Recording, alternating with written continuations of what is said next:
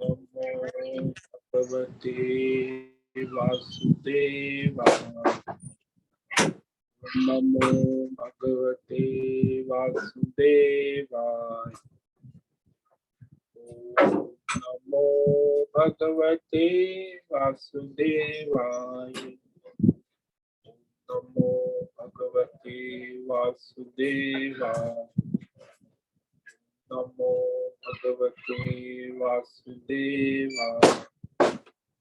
ओम नमो भगवते वासुदेवाय। ओम नमो भगवते वासुदेवाय। ओम नमो भगवते वासुदेवाय। ओम नमो भगवते वासुदेवाय। नमो भगवते वासुदेवाय। नमो भगवते वासुदेवाय। नमो भगवते वासुदेवाय।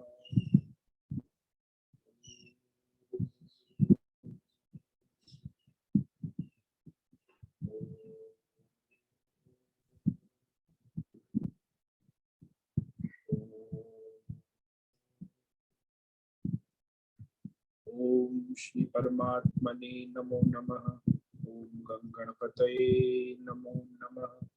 ओम सरस्वती नमो नमः। ओम गुरुभ्यो नमो नमः।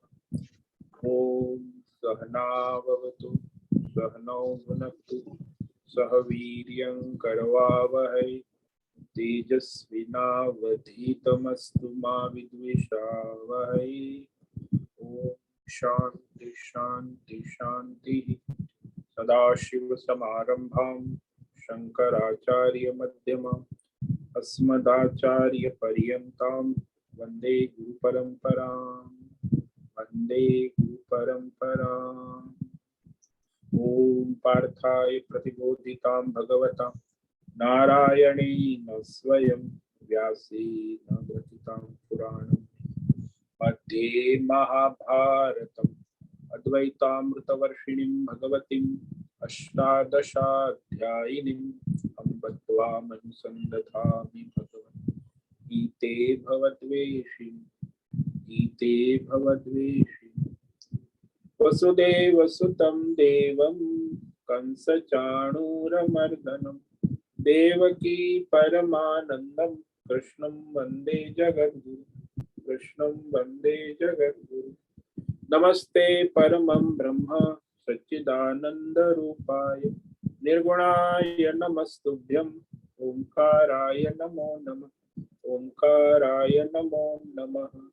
सर्वे दुर्गाणि तरन्तु सर्वे भद्राणि पश्यन्तु सर्वे सद्बुद्धिमाप्नोतु सर्वे सर्वत्र नन्दतु। ओम तत्सत्। ओम ओम। प्रणाम स्वामी। सुप्रभात। ओम नमो।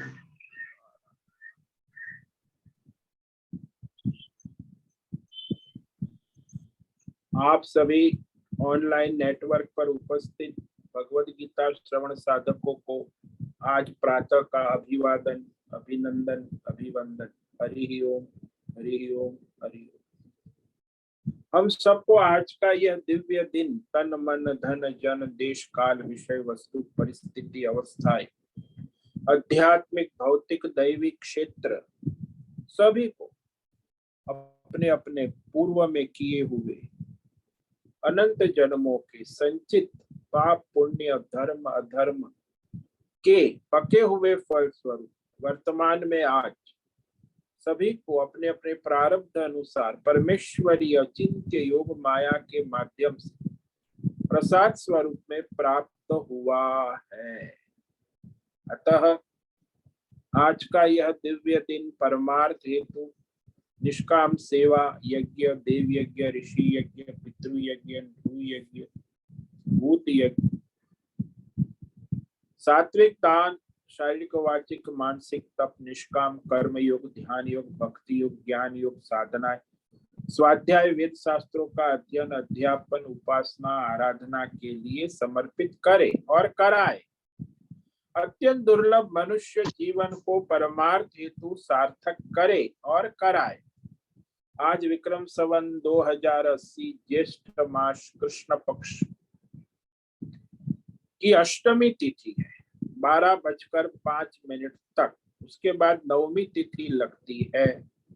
आज है पूर्व भाद्रपद नक्षत्र, दोपहर को 2:30 तक। उसके बाद उत्तर भाद्रपद नक्षत्र लग जाता है। आज है रविवार, सूर्य उपासना, सूर्य आराधना का दिन, गायत्री उपासना का दिन। और यहाँ ग्रीष्म ऋतु चल रही है। रात्रि का न्यूनतम तापमान 21 डिग्री और दिन का अधिकतम तापमान 40 डिग्री रहा। वायु की गति 10-15 किलोमीटर प्रति घंटा चल रही है। ईस्वी सन 2023 11 जून 2023 सुबह के 7 बजने वाले हैं। कलयुग का प्रथम चरण 5248वां वर्ष, 7वां वैवस्वत मनवंतर, श्वेत वराह कल्प, ब्रह्मा जी का 26वां दिन और 51वां वर्ष अभी चल रहा है। तो ऐसे अनंत कोटि ब्रह्मा और ब्रह्मांडीय परमेश्वरी अचिंत्य योग माया में हमारा यह एक ब्रह्मांड, इस ब्रह्मांड में ये पृथ्वी लोक में जम्बू द्वीप समुद्र के ऊपर, और उसमें एक विश्व का एकमात्र वैदिक राष्ट्र भारत, उत्तर हिमालय प्रांत, उत्तराखंड राज्य, टिहरी जिला, हिमालयन शिवालिक पर्वतमाला के अंतर्गत मणिकुट पर्वत के ऊपर नीलकंठ महादेव के सामने ऋषिकेश नगरी में मुनि की रेती शीशम जाड़ी अवधूतपाड़ा आश्रम के सी ब्लॉक के 5 नंबर कमरे से पहले माले से गंगा किनारे से हम स्वामी उत्तमानंद सरस्वती भगवत गीता के आचार्य शिष्य स्वामी चिन्मयानंद सरस्वती महाराज कैवल्याद्वैत वेद व्यास भगवत पाद शंकराचार्य की श्रृंगेरी संन्यास परंपरा से शिक्षित सनातन वैदिक भारतीय हिंदू धर्म अनुसार संपूर्ण भगवत गीता ज्ञान यज्ञ ऑनलाइन जूम चैतन्यमय जीवंत लाइव प्रसारण के अंतर्गत व्याख्यान माला में अध्याय 1 श्लोक नंबर 25 पर संस्कृत एवं हिंदी में व्याख्यान करें। दिव्य पवित्र सरल व्यावहारिक सटीक पूर्ण वर्ण अक्षर पद वाक्य पंक्ति श्लोक अध्यायों की संगति संधि अन्वय शब्दार्थ वाक्यार्थ भावार्थ रहस्यार्थ के यथार्थ तात्पर्य सहित वैदिक शास्त्र वेद व्यास साहित्य शंकर भाष्य एवं परंपरागत अष्ट सन्यासी आचार्यों की टीका टिप्पणी सहित आज का यह दिव्य व्याख्यान करेंगे। कृपया आप सभी श्रद्धा भक्ति ध्यान से परिपूर्ण होकर के यह दिव्य भगवद गीता श्रवण साधना करे, कुछ ग्रहण करे, कुछ धारण करे, कुछ अपने जीवन में चरितार्थ करे, उसमें निरंतरता अपनी अपनी आध्यात्मिक भौतिक दैवी अशांति द्वंद्व मोह विक्षेप और धार्मिक और शास्त्रीय भ्रम भ्रांतियों से रहित होकर के अपने अपने शरीर इंद्रिय प्राण मन वचन कर्म से एक रूप एकाग्र होकर के शुद्ध सात्विक सूक्ष्म भगवत विवेक बुद्धि करे। वेद शास्त्र एवं आचार्य परंपरा अनुसार विवेक बुद्धि करे। पुनः पुनः इस व्याख्यान का श्रवण करे, मनन करे, चिंतन करे, लेखन करे, प्रचार प्रसार करे, लिंक भेजे, ग्रुप में शेयर करे, अपना और सबका परम कल्याण करे और कराए। ओम तत्सत। ओम ओम ओम। तो कल हमने श्रीमद् भगवद गीता अध्याय 1 अर्जुन विषाद योग के श्लोक नंबर 24 और 25 पर व्याख्यान किया था।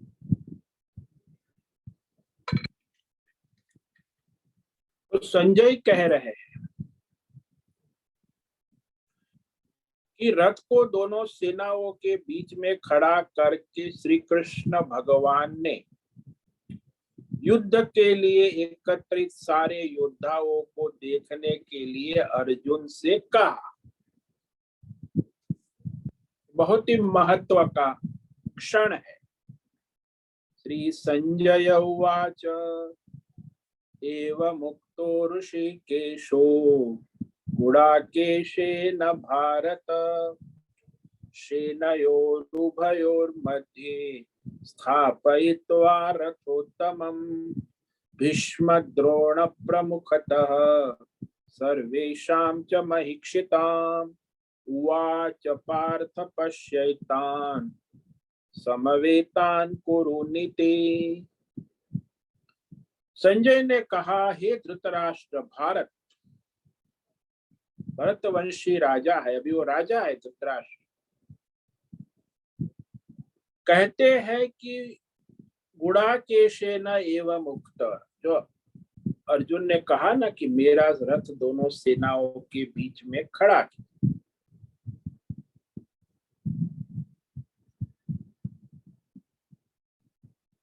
तो भगवान इस प्रकार कृष्ण भगवान ने अर्जुन का रथ उभयो सेनयो मध्य भीष्म द्रोण प्रमुखतः, यानी दोनों सेनाओं के बीच में भीष्म और द्रोणाचार्य के सामने प्रमुखतः और संपूर्ण राजाओं के सामने, यानी दोनों पक्षों के बीच में सभी को देख सकता है आंखों के द्वारा।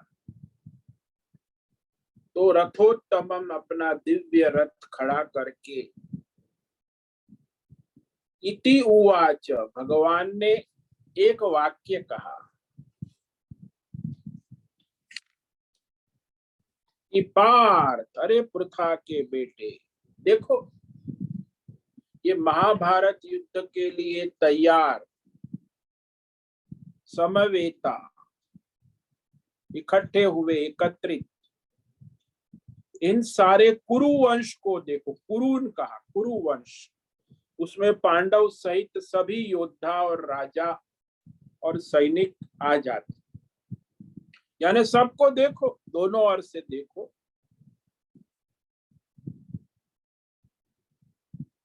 तो वहां भगवान जो है वह अर्जुन का रथ भीष्म और द्रोण के सामने खड़ा कर, ये एक विशेष महत्व है, क्योंकि उसके प्रतिद्वंद्वी, प्रमुख प्रतिद्वंद्वी ये दो ही है ना, भीष्म और द्रोणाचार्य। वैसे तो सभी राजाओं के सामने खड़ा किया है, लेकिन विशेषता इनके मुकाबले में और कोई है नहीं।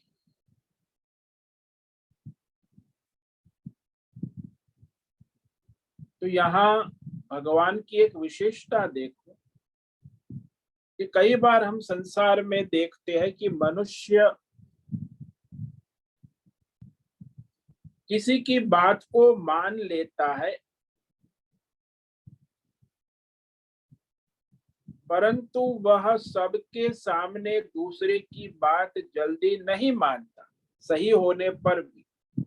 खासकर जो हमसे कोई बड़ा है, बड़े को कोई बात कहो तो छोटे यदि बड़े को कोई सत्य की बात कहे तो भी वो सबके सामने, वह बड़े जो अपनी बड़ाई में है वो छोटों की सत्य बात का स्वीकार नहीं कर। एक सामान्य संसार का नियम है, वो सही है जानते, मन से तो मान लेते कि बात सही है, लेकिन स्वीकार नहीं करते, जल्दी नहीं मानते, और ये नहीं कहते कि मैंने तेरी बात मान ली है, स्वीकार की। परंतु यहाँ भगवान अनंत कोटि ब्रह्मांड नायक साक्षात भगवान कृष्ण ने भी अर्जुन के वाक्य को, अर्जुन की बात को स्वीकार कर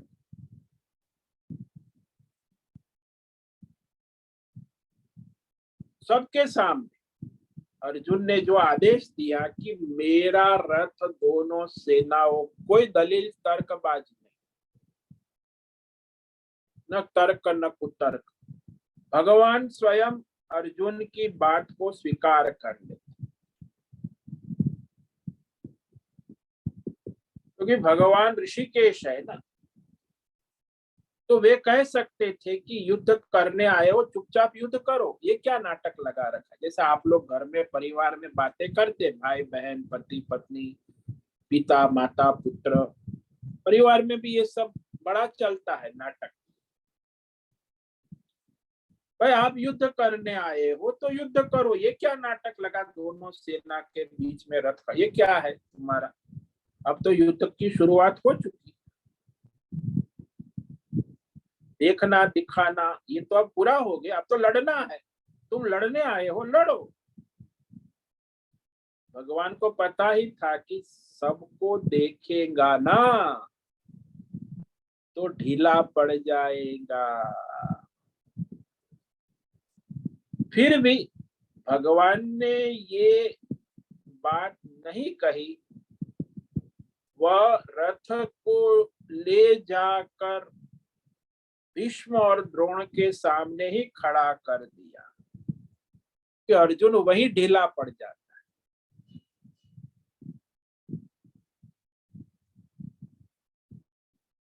अर्जुन के व्यवहार को निमित्त बनाकर भगवान ने युद्ध के पहले ही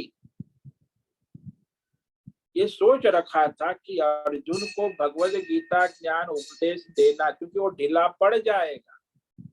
भगवान तो सर्वज्ञ है, सब जानते हैं, और वो गीता ज्ञान सुनने के बाद उसे इस महाभारत युद्ध के लड़ने में कोई परेशानी नहीं होगी। ज्ञान महाअस्त्र है ना, जो महाअस्त्र ज्ञान हो गया, वो भी गीता जैसा ज्ञान, उसके बाद मनुष्य अपने जीवन की लड़ाई आसानी से लड़ लेता है। हर मनुष्य, केवल अर्जुन की बात नहीं, कोई भी मनुष्य जो गीता ज्ञान समझ लेता है, सुन लेते, वो अपने जीवन की लड़ाई को आसानी से जीत जाता है। अब ये भयंकर लड़ाई है ना, इसमें कोई सामान्य नहीं। इतना भयंकर काम करने पर उसका प्रभाव तो पड़ता है। संसार में कोई सामान्य प्राणी को भी मारना हो तो बड़ी बात होती है, चूहा बिल्ली गधा कुत्ता मच्छर को मारना भी बड़ी बात है। लेकिन यहाँ कोई मच्छर मारने की बात नहीं है, यहाँ तो अपने स्वयं के दादा स्वजन और गुरु द्रोणाचार्य और अपने सारे स्वजन है, ससुराल वाले, मैके वाले, मौसाल वाले, गांव वाले, शहर वाले, मित्र दोस्त यार सगा, सारे सब जानते हुए, जान पहचान वाले, जैसे विवाह में सभी रिश्तेदार इकट्ठा होते हैं, और यहाँ भी सारे स्वजन ही आमने सामने खड़े हैं। ये महाभारत युद्ध है ना, आज भी चल रहा है, सभी परिवारों में सभी रिश्तेदार आपस में लड़ रहे हैं। ऐसा नहीं कि उस समय महाभारत के युद्ध में सभी स्वजन लड़ रहे थे, आज भी वैसे आमने सामने सेना लगी रहती है, लड़ाई चलती रहती, कभी मामा, कभी चाचा, कभी भतीजा, कभी माँ पुत्र पुता, दादा नाना, पति पत्नी, लड़ाई चलती है।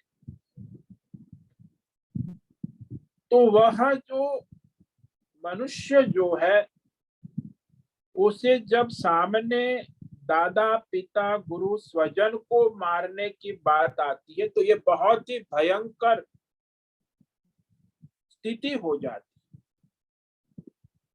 भयभीत करती है। कह रहे मैं दादा को कैसे, गुरु को मैं कैसे मारूं। ये घोर भयंकर हिंसात्मक कर्म भगवान को अर्जुन के पास करवाना है, बहुत ही बड़ी बात। सामान्यतः संसार में लोग तो भयभीत हो जाते कि दादा को मारना, गुरु को मारना। इसीलिए ये आवश्यक है कि अर्जुन पहले ही विवेक कर ले, जान ले कि महाभारत युद्ध और ये जो सारी घटनाएं हो रही है, ये केवल आभास मात्र है, माया का खेल है, इसमें वास्तविकता कुछ भी नहीं है। आभास मात्र, खेल, माया का खेल। किसका माया? मोह माया का खेल। मोह माया का खेल जो आज भी संसार में चल रहा है वो भी वास्तविक नहीं है, काल्पनिक है, आभास मात्र है, सपना है, लेकिन उसको वास्तविक मान लेता है जीव अज्ञान से। इस संसार में वास्तविकता कुछ भी नहीं। तो वास्तविकता क्या है? मैं सच्चिदानंद आत्मा हूं, अमर हूं, वही वास्तविकता है। तो ये स्थूल शरीर, सूक्ष्म शरीर, अज्ञान, ये जो संसार है, ये मैं नहीं हूं। फिर भी मैंने मान लिया है कि मैं ये स्त्री हूं, पुरुष हूं, शरीर हूं, मन बुद्धि चला रहा हूं। ये अज्ञान है। और इसके कारण जो कर्तापन, भोक्तापन, वो भी अज्ञान है। मैं करता हूं, प्रकृति कर रही है, खेल चल रहा है, न कोई करता है न कोई भोगता है। मैं तो सच्चिदानंद आत्म स्वरूप परमात्मा हूं, और जिसमें न किसी प्रकार की मोह माया है, न अज्ञान है, न अंधकार है, केवल प्रकाश ही प्रकाश है, आत्म प्रकाश। उसका इस संसार की मायामय कार्य से संबंध ही नहीं। जैसे अंधेरा का प्रकाश के साथ कोई संबंध नहीं है, हो ही नहीं सकता अंधेरे का प्रकाश के साथ, फिर भी प्रतीत होता है। तो जब ये भगवद गीता ज्ञान उपदेश मिलता है, ये बहुत ही महा उपदेश, परमार्थ ज्ञान। और परमार्थ ज्ञान का उपदेश तब तक नहीं किया जा सकता जब तक सामने वाला कोई प्रश्न ना करे। ये मर्यादा है। जब अर्जुन प्रश्न कर रहा है तो भगवान उसे परमार्थ ज्ञान, गीता ज्ञान का उपदेश कर रहे हैं। बिना प्रश्न किए परमार्थ ज्ञान का उपदेश नहीं कर सकते, ये मर्यादा है। तो प्रश्न कौन करेगा? जो संसार से उपराम हुआ है, जिसमें विवेक है, वैराग्य है, जिसको संसार के बंधनों से मुक्त होने की इच्छा हुई है, मुमुक्षा है, तब वो परमार्थ के बारे में जानने का प्रश्न कर सकता है कि परमार्थ क्या है, संसार क्या है।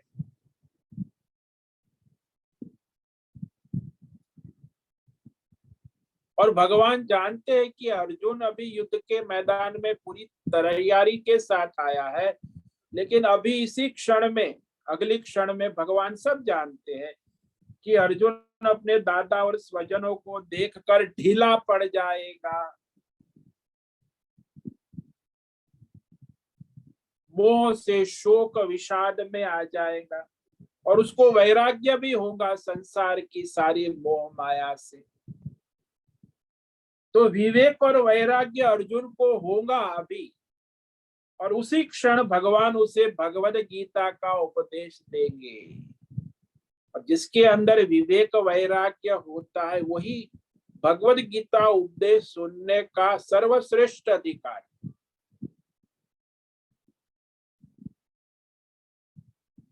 इसीलिए भगवान ने पार्थ संबोधन किया, अरे पृथा के बेटे। पृथा, पृथा एक स्त्री है, नारी है। हालांकि संसार में 99% नारियों का, स्त्रियों का स्वभाव क्या होता है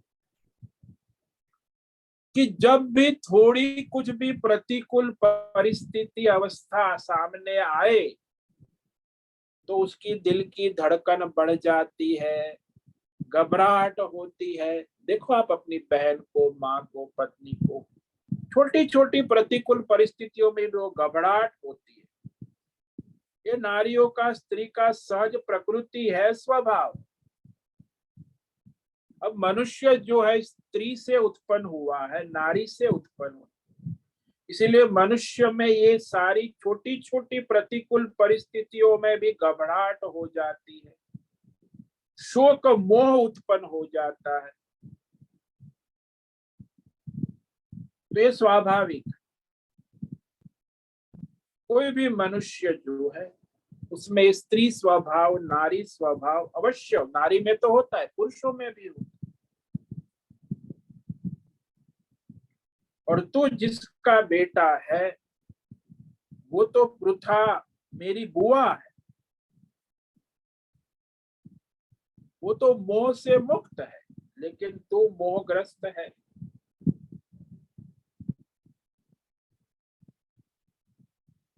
भगवान उसे कहते हैं कि मैं तेरा रक्षण करूंगा, घबराओ नहीं। क्योंकि जो मनुष्य शोक मोह में गया तो उससे बाहर निकलना आसान नहीं है। भगवान की कृपा हो, ज्ञान हो, विवेक हो, तब उस मोह माया से वो जीव बाहर निकलता है। भगवान रक्षा करे, भगवान सहाय हो, तब होता है। भगवान ने आश्वासन भी दे दिया कि वह शोक मोह से बाहर निकालेंगे। अब ये भगवान कह रहे हैं कि ये जो पांडव कौरव कुरु वंश है, कुरु वंश में जो भी उनके सहयोगी राजा भी है, यहाँ महाभारत कुरुक्षेत्र के युद्ध के मैदान में युद्ध के लिए तैयार खड़े हैं।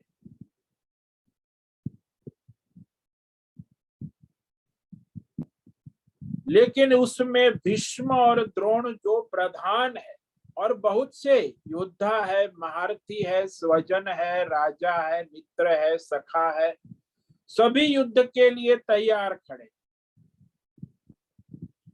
लेकिन अर्जुन जो है वह भीष्म और द्रोण को देखकर मोहित हो जाता। वो भगवान जानते थे, भगवान तो अच्युत है ना, वह तो अपने दिव्य स्वरूप में बैठे, रथ में बैठे हुए भगवान सब जानते हैं क्या होना है, क्या हो गया, क्या हो रहा है। भगवान जब तक रथ में बैठे तब तक रथ का और अर्जुन का कोई बाल भी बांका नहीं कर सकते। आज भी कहते ना, जाहि भी जिसको राखे राम उसको न कोई मारे सा, बाल भी बांका नहीं कर, जाके राखे साई ताके मार सके न कोई। अरे जिसके साथ भगवान रथ में बैठे उसके रथ को एक खरोच भी नहीं हो सकती, और वो अर्जुन का भी कोई बाल भी बांका नहीं कर सकते, क्योंकि भगवान अच्युत वहां रथ पर खड़े हैं। जब महाभारत का युद्ध समाप्त हो गया तो रोज भगवान रथ से पहले उतरते थे, सारथी है ना, उसके बाद अर्जुन उतरते। ये नियम है, आज भी कार चलाए तो ड्राइवर पहले नीचे उतरेगा, गेट द्वार दरवाजा खुलेगा, तब दूसरे लोग नीचे उतरेंगे। सारथी पहले उतरता है। वर्तमान में भी ये नियम सभी गाड़ियों में लगता है। चालक पहले उतरता है, बाद में दूसरे यात्री को उतारता है, स्वयं उतारता है। और यदि चालक उतरे पहले यात्री यदि दरवाजा, वो तो भयानक स्थिति है, कुछ भी हो सकता है, इसलिए चालक के उतरने के बाद ही यात्रियों को गाड़ी से नीचे उतरना ये नियम है। इसी प्रकार रथ से भी पहले सारथी उतरता है, फिर रथी उतरने में सहायता देता है। चालक भी अपने यात्रियों को उतारने में सहायक होता है। लेकिन ये नियम तो चल रहा था, लेकिन आखिरी दिन जब सारा महाभारत युद्ध समाप्त हो गया, रथ से उतरने का समय आया, तो भगवान ने अर्जुन से कहा कि अरे अर्जुन, ये पृथा के बेटे, आज तो आपको पहले उतरना होगा।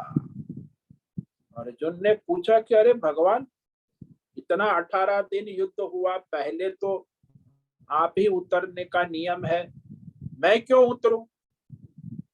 भगवान ने कहा, नहीं, मैं कहता हूं तुम पहले उतरो,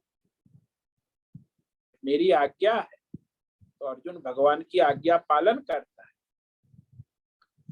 अर्जुन रथ से उतर गया।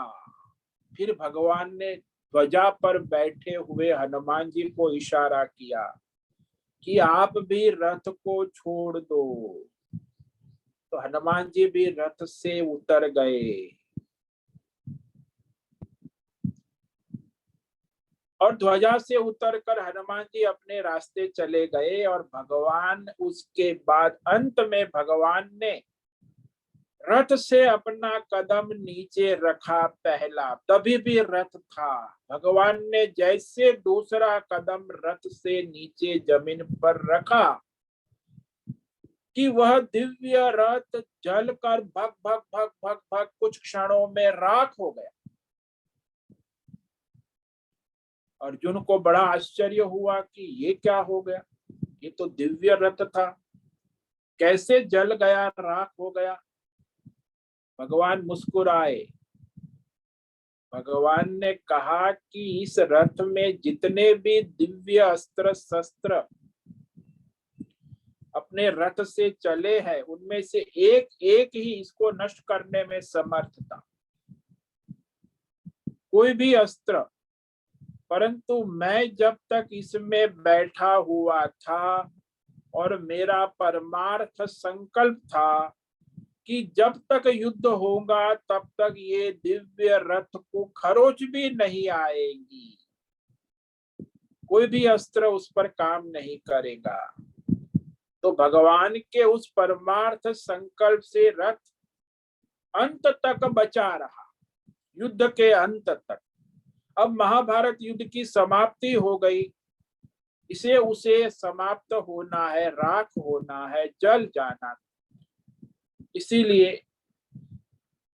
भगवान ने पहले अर्जुन को उतारा, फिर हनुमान जी को इशारा करके उतार दिया और उसके बाद में भगवान स्वयं उतर गए। इस प्रकार भगवान अच्युत है। क्यों अच्युत है ये देखो, यानी भगवान को कोई विचलित नहीं कर सकता, अपने परमार्थ स्वरूप में स्थित रहने वाले।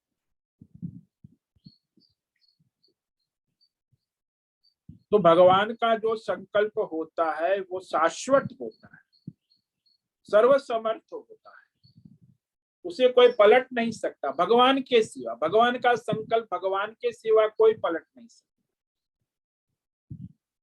भगवान ने अर्जुन से कहा, पश्य, बहुत ही महत्व का वाक्य, सूचित करता है कि देखो,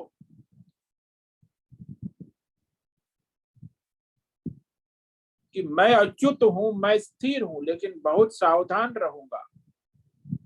तुम रथी हो, मैं सारथी हूं। तुम रथी बनकर रथ में बैठे हो, मैं स्वार्थी बनकर रथ चला रहा हूं। अब तुम देखो, स्वजनों को देखते ही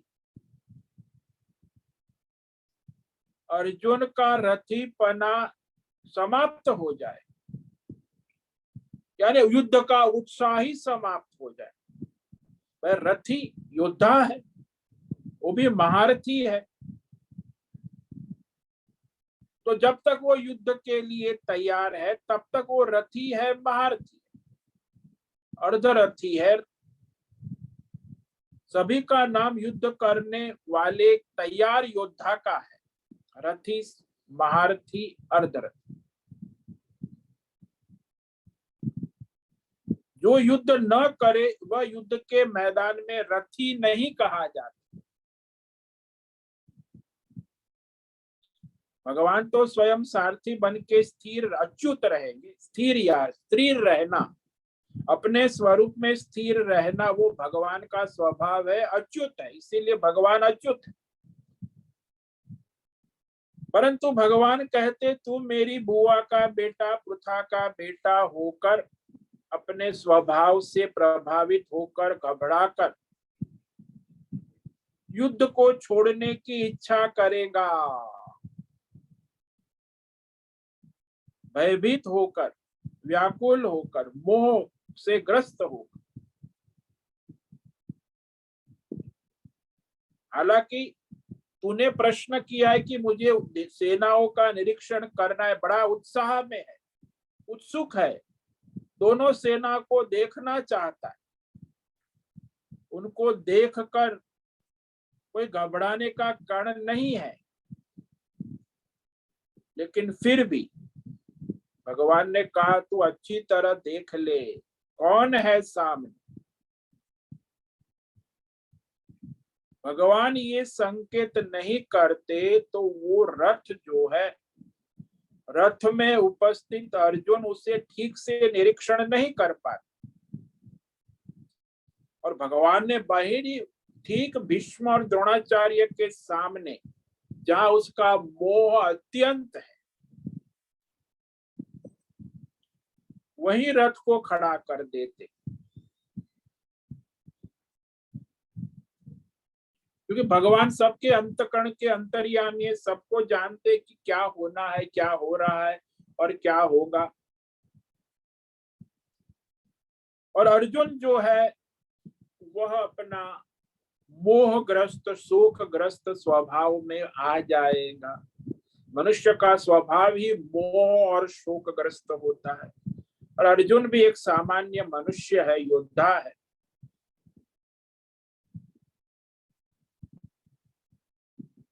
तो वह स्वजनों को देखने के लिए भगवान ने अर्जुन से कहा, और अर्जुन की किन किन पर दृष्टि पड़ी। हालांकि वहां तो मैदान में बहुत सारे योद्धा, भाई आंखों से तो हजारों लोगों को देख, लेकिन जो प्रमुख प्रमुख है उसको अपने मन से विचार कर। तो वहां दोनों सेनाओं को, विशाल सेनाओं को देखकर उसमें जो प्रमुख स्वजन थे वो स्वजनों को उसने देखा। तो आगे का जो 26 और 27 श्लोक है वो अर्जुन अपने स्वजनों को देखता है, और अर्जुन की क्या स्थिति होती है वो कहेंगे। अर्जुन स्वयं देखने के बाद, स्वजनों को देखने के बाद अर्जुन की स्थिति जो है वो स्वयं अर्जुन ही बयां करे।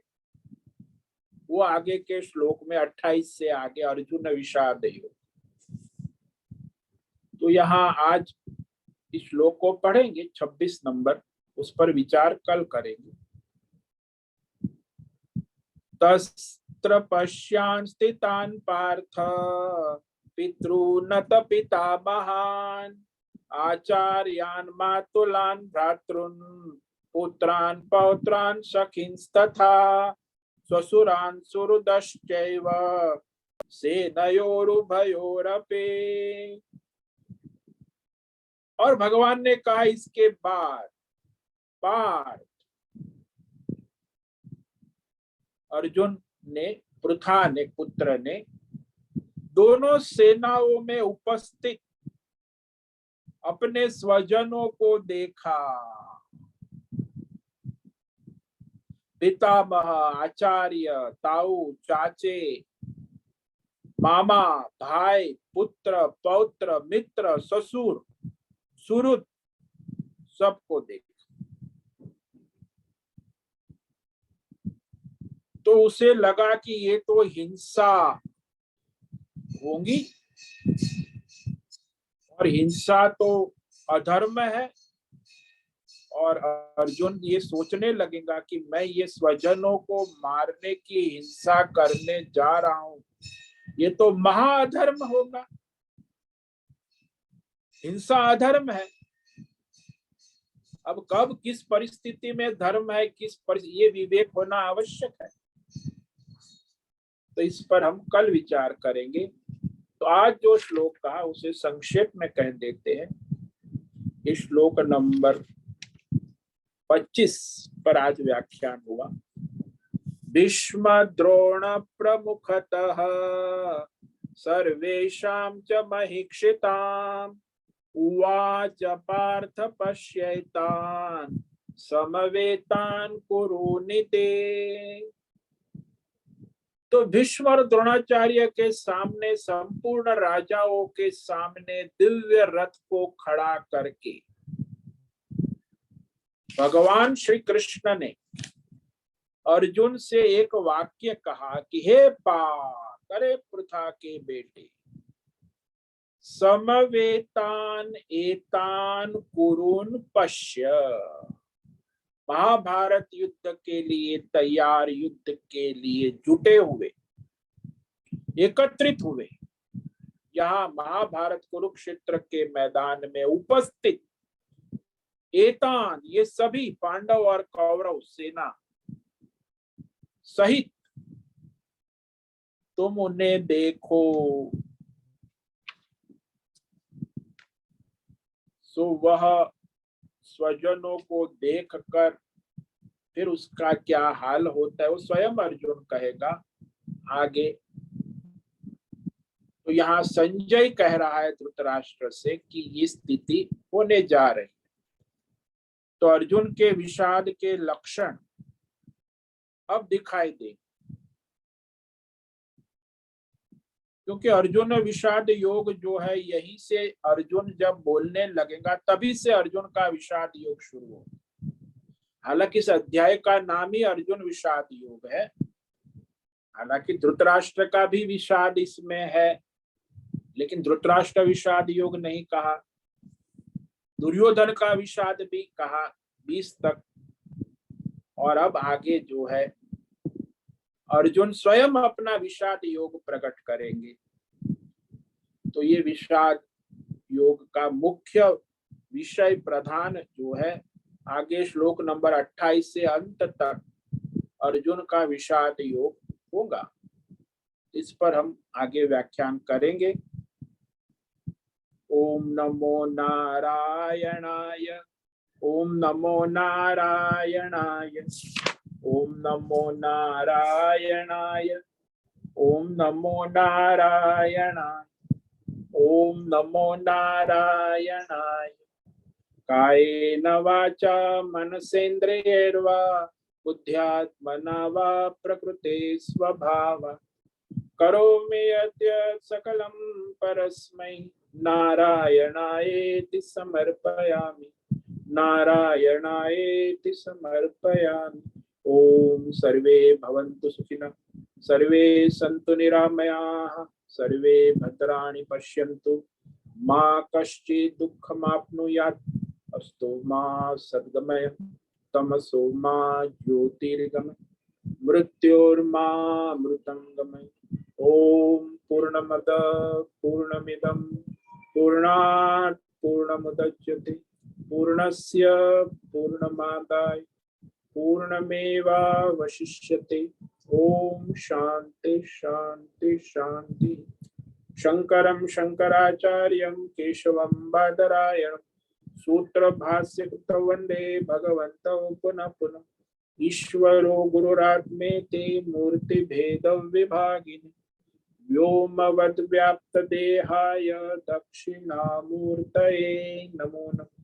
ओम गुं गुरुभ्यो नमो नमः। ओम तत्सत् ब्रह्मार्पणमस्तु। ओम ओम ओम।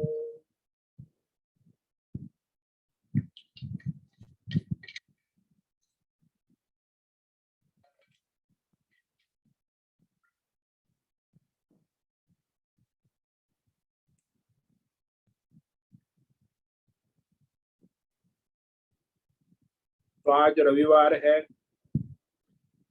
सायं 6 से 7 साप्ताहिक सत्संग प्रश्नोत्तरी होंगी। तो आप अपने आइए, सत्संग का लाभ ले और लेवावे। प्रत्येक रविवार सायं 6 से 7 विशेष साप्ताहिक सत्संग। इसमें आपने एक सप्ताह जो सुना उसमें भी आपको कोई प्रश्न हो, जिज्ञासा हो, और अन्य कोई भी आपके प्रश्न हो समाज, तो उस प्रश्न का समाधान और सत्संग होता है। प्रश्नोत्तरी से ही सत्संग। ये जो सत्संग है उसमें बिना प्रश्न के कोई कहने का उचित नहीं होता। जब प्रश्न होता है तो उसका उत्तर देने से वो सत्संग होता है। तो ये नियम है, बिना प्रश्न किए कोई उपदेश नहीं करना चाहिए। भगवान भी अर्जुन के प्रश्न का उत्तर देते भगवत गीता।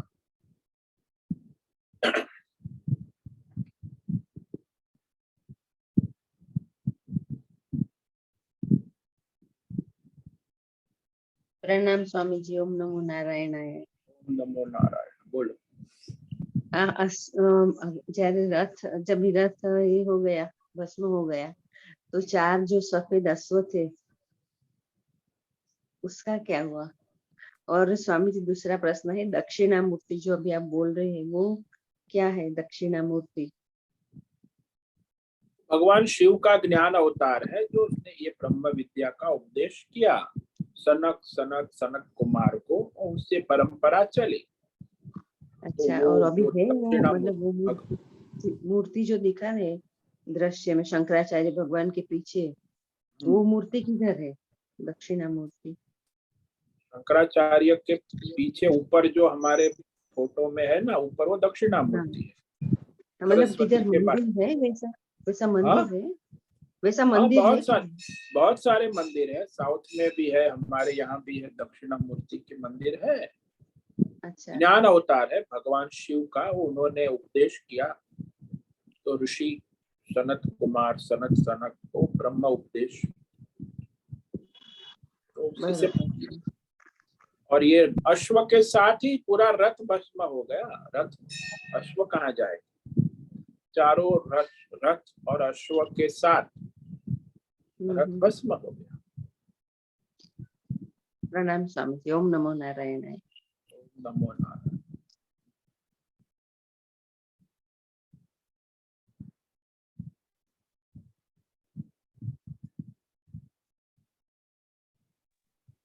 नमो नमः गुरुदेव। ओम नमो नारायण। बोलो नहीं ना। इस श्लोक में बहुत सारा मैसेज आता है कि अपना कार्य तमाम होने के बाद हमें जाना ही है।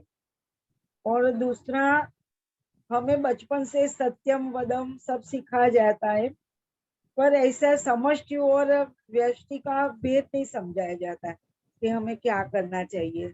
ऐसा है क्या? हाँ, वो अज्ञान तो है ही। ज्यादातर मनुष्य को व्यष्टि का विवेक भी नहीं है, समष्टि विवेक तो बहुत कम लोगों को है।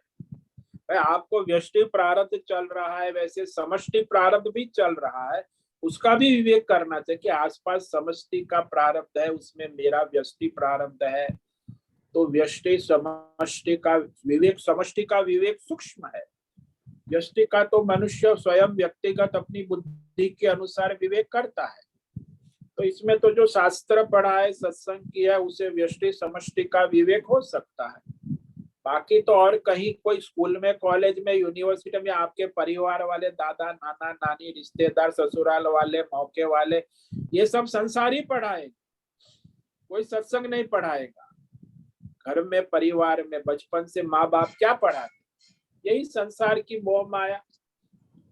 किसी को कोई फुर्सत नहीं। पहले जमाने में तो दादा दादी नाना नानी कुछ पढ़ाते, आजकल तो भाई बस संसार की मोह माया पढ़ाते, बच्चा फिर वही करता है। माता पिता, भाई बहन, रिश्तेदार।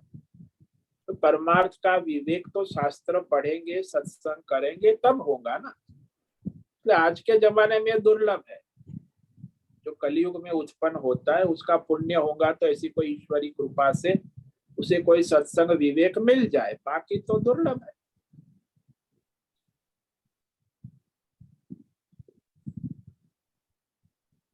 तो हमें इसीलिए बचपन से ही थोड़ा सीखना जरूरी है क्या? सिखाना जरूरी है?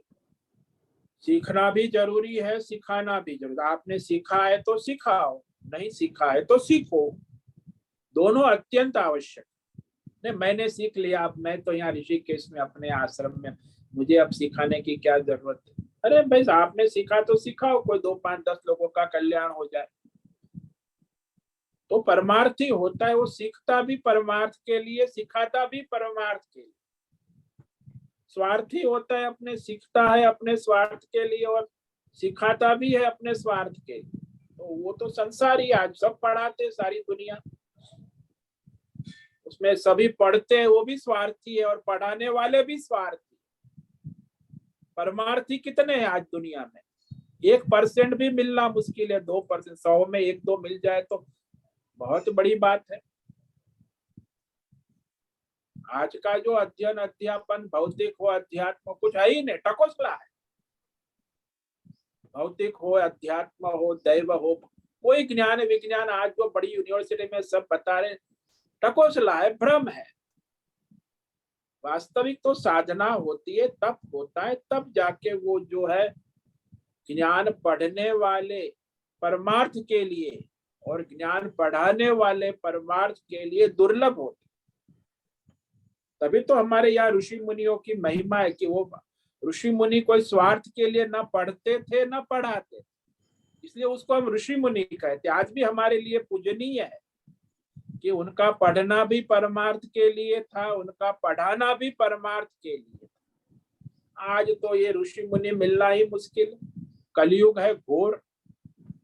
पढ़ो स्वार्थ के लिए, पढ़ाओ स्वार्थ के लिए, और स्वार्थ के लिए जियो और स्वार्थ के लिए मरो। परमार्थ के लिए फुर्सत कहाँ है लोगों? परमार्थ के लिए तो बस उदासीनता। कलयुग है ना, तो ऐसा है। कलयुग की अवस्था में जो जीवात्मा पुण्य किसका हो गया तो उसको परमार्थ बुद्धि होती है, बाकी तो सब ऐसे ही पशुवत जीते हैं, मरते हैं, आते हैं, जाते हैं। जीवन का लक्ष्य परमार्थ होना बहुत दुर्लभ है। और आजकल तो खिचड़ी मिक्स, परमार्थ भी है और स्वार्थ भी है, दोनों संसार। और स्वार्थ से परमार्थ करे उसका भी परमार्थ नहीं होता, परमार्थ के लिए परमार्थ करे। ज्यादातर तो अपने स्वार्थ के लिए परमार्थ करने वाले, उनका भी परमार्थ सिद्ध नहीं होता, क्योंकि वो स्वार्थी परमार्थी है। परमार्थ को समर्पित होना दुर्लभ है। समझ में आया?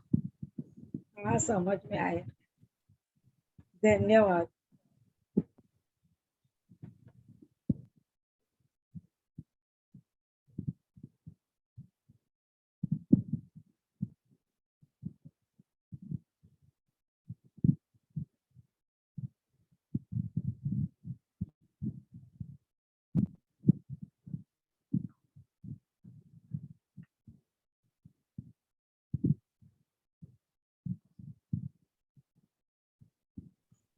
ओम नमो नारायण स्वामी जी।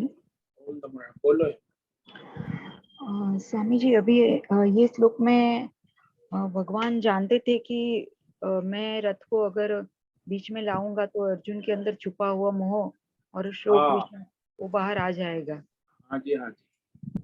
हाँ, तो वो उनको निमित्त बनाकर ये गीता ज्ञान सबको देना चाहते थे, इसलिए ये सब हुआ। हाँ जी। और यहाँ वो जो रथ का उदाहरण दिया कि भगवान अगर रथ पे थे तो सभी शस्त्रों का प्रहार उन्होंने अपने पर बचा के रखा था, जैसे वो उतर गए वो रथ पूरा जल गया।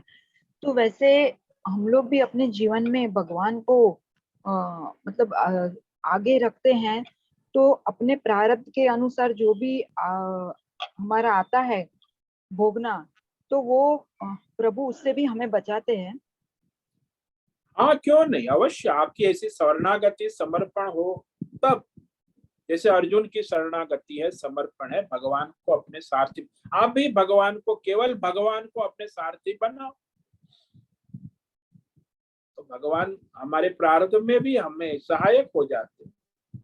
प्रारब्ध बदल भी सकते हैं भगवान, ऐसा क्या है। लेकिन आपका समर्पण, शरणागति और भगवान को सारथी बनाने का साहस है, तो वो महत्व का है। अर्जुन जैसी समर्पण स्थिति, भगवान के प्रति अनन्य निष्ठा, वो जो मनुष्य अहंकार से रहित होकर समर्पित होता है तो भगवान ने तो गीता में कहा है कि जो कोई अनन्या, ये अनन्यास चिंतयन्तो माम ये तेषां नित्य योगक्षेम माम, जो अनन्य भाव से मेरी भक्ति करता है उसका योगक्षेम प्रारब्ध मैं चलाता हूँ। ठीक, क्योंकि नित्य भगवान से युक्त है, भगवान को समर्पित है, तो भगवान उसका सारा योगक्षेम वहन करते, उसके प्रारब्ध को भी बदल देते हैं। तो भगवान के हाथ में क्या नहीं, वरना प्रारब्ध भोग के शांत होगा, भगवान की कृपा होती है तो प्रारब्ध भी नष्ट हो जाता है। ये तो ईश्वर के तो सर्वसमर्थ है, लेकिन आपकी समर्पण शरणागति निष्ठा कैसी है?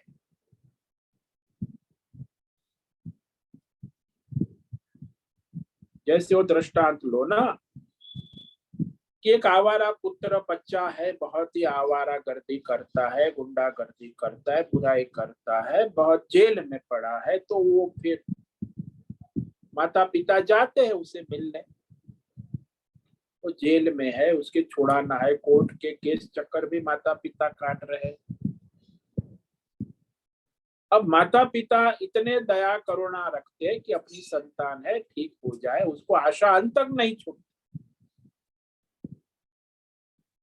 और उसे कोर्ट से छुड़ाते भी है, कोर्ट में जेल से फिर वो माता पिता घर लाते हैं, उसे समझाते हैं और वो पश्चाताप करता है और कहता है कि आज के बाद माँ और पिता की आज्ञा के बिना मैं कुछ करूंगा, खाऊंगा भी नहीं, माता पिता जो कहेंगे उस अनुसार ही खाऊंगा, पीऊंगा, सोऊंगा, पूरा समर्पण कर।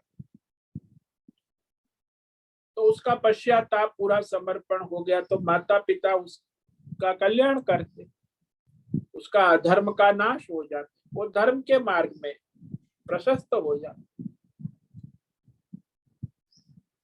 भगवान भी कोई जीव को कष्ट देना नहीं चाहते, लेकिन जीव अपने कर्म के अनुसार अपने अहंकार मोह माया से परेशान होता है। कोई माता पिता अपने संतान को कष्ट दुख देखना फिर भी यदि वो करता है तो उसे फिर सहन भी करते, दया करुणा से उसे सुधार करने का अंत तक प्रयास करती है। माँ भी करता है, पिता, क्योंकि वो भगवान है ना, भगवान का अंश है। मातृत्व थोड़ी कोई व्यक्ति है, मनुष्य है, मातृत्व पितृत्व तो भगवान का अंश है ना, इसलिए वो अपने संतान की अंत तक कल्याण सोचने। तो वैसे ही भगवान भी कोई भी जीवात्मा है उसका कल्याण तो चाहते, लेकिन वो जीव स्वयं अपना कल्याण नहीं चाहता ना, अज्ञान के कारण, अहंकार के कारण, मोह के कारण भ्रमित रहता। कोई भी जीव कभी भी भगवान को समर्पित हो सकता है, तो भगवान उसका योगक्षेम, उसकी सारी प्रारब्ध को भी ठिकाने लगा सकते हैं। समझ में आया? हाँ स्वामी जी, मतलब जितनी हमारी शरणागति उतना हमें उससे फायदा मिलता है। हाँ, समर्पण शरणागति, भगवान ने अंत में यही कहा ना, अंतिम श्लोक क्या इस गीता का, सर्वधर्मान परित्यज्य मामेकम शरणं व्रज, मुझे शरण होकर अपना व्यवहार संसार चला, व्रज हम त्वा सर्वम, तुम्हारे सारे प्रारब्ध पाप धर्म सबका नाश, हम त्वा सर्व पाप मोक्षयिष्यामि, मोक्ष तक दिला दूंगा, तुम शोक मत करो, चिंता मत करो। इतनी गारंटी भगवान दे रहे हैं, इससे बढ़कर और क्या गारंटी हो सकती? अंतिम श्लोक। हाँ स्वामी जी, समझ में आया। बहुत बहुत धन्यवाद। ओम नमो नारायण। ओम नमो नारायण।